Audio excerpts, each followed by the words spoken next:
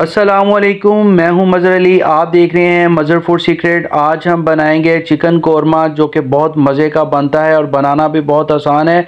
आपने अक्सर शादियों में खाया होगा, उसकी असल रेसिपी आपके साथ आज शेयर करूंगा। इससे पहले आप चैनल पर नए हैं तो चैनल को सब्सक्राइब कर दें, वीडियो को लाइक कर दें। रेसिपी को स्टार्ट करते हैं। बिस्मिल्लाहिर्रहमानिर्रहीम। एक कढ़ाई ले लिया, उसके अंदर हमने ऑयल शामिल कर दिया 1 कप, और उसके अंदर हम प्याज शामिल करेंगे दरमियाने साइज़ का एक, और इस प्याज को हमने ब्राउन कर लेना है। इस तरह से ये ब्राउन हो जाएगा और इसे हम अब निकाल लेंगे, एक टिश्यू पे निकाल लें। ये इस तरह से हम प्याज को सारे को निकाल लेंगे अच्छी तरह से। ये हमने प्याज निकाल लिया है। अब हम उसी ऑयल में ही अदरक और लहसुन का पेस्ट शामिल कर देंगे 1 चम्मच, और इसको फ्राई करेंगे 1 मिनट के लिए। अच्छी तरह से फ्राई हो जाएगा। अब हम इसके अंदर 1 चम्मच कुटी हुई सब्ज़ मिर्च है वो शामिल कर दी है।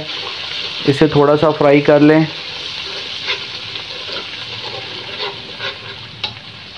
अब हमने 1 केजी चिकन लिया है वो शामिल कर दें। आप बोनलेस भी ले सकते हैं, हड्डी वाला, जैसे आपको पसंद हो वो ले लें। चिकन हमने डाल दिया है। अब इसे हम फ्राई करेंगे जब तक चिकन का कलर चेंज ना हो जाए। तकरीबन 3 से 4 मिनट तक हम इसे फ्राई करेंगे। चिकन का कलर चेंज हो गया है, आप देख सकते हैं। हमने इसे 3 से 4 मिनट तक फ्राई किया अच्छी तरह से। अब हम जौन सा ब्राउन किया हुआ प्याज है उसको ग्राइंड करेंगे। उसके लिए मैंने हाफ़ कप दही का वो शामिल कर दिया है जग में, और अब हम ब्राउन किया हुआ प्याज शामिल करेंगे। ये बाज़ार से भी मिल जाता है, अगर आपने घर बनाना हो तो घर बना लें, और इसका पेस्ट बना लेंगे। अब हम मसाले शामिल करेंगे। 1 चम्मच सुरख मिर्च का लिया है, 1 हल्दी का लिया है, 1 नमक का लिया है, हाफ़ चम्मच काली मिर्च का। ये सारी मिर्चें मसाले हम इसके अंदर शामिल कर देंगे और इसको 1 से 2 मिनट तक फ्राई करेंगे।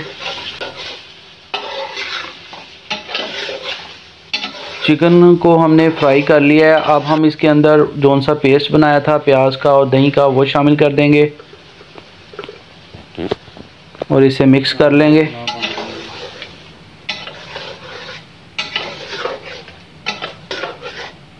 अच्छी तरह से फ्राई हो चुका है, ऑयल छोड़ दिया उसने। अब देखें, अब हम इसके अंदर टमाटर का पेस्ट शामिल कर देंगे। 2 टमाटर लिए थे दरमियाने साइज़ के, उसका पेस्ट बना लिया, वो शामिल कर दिया।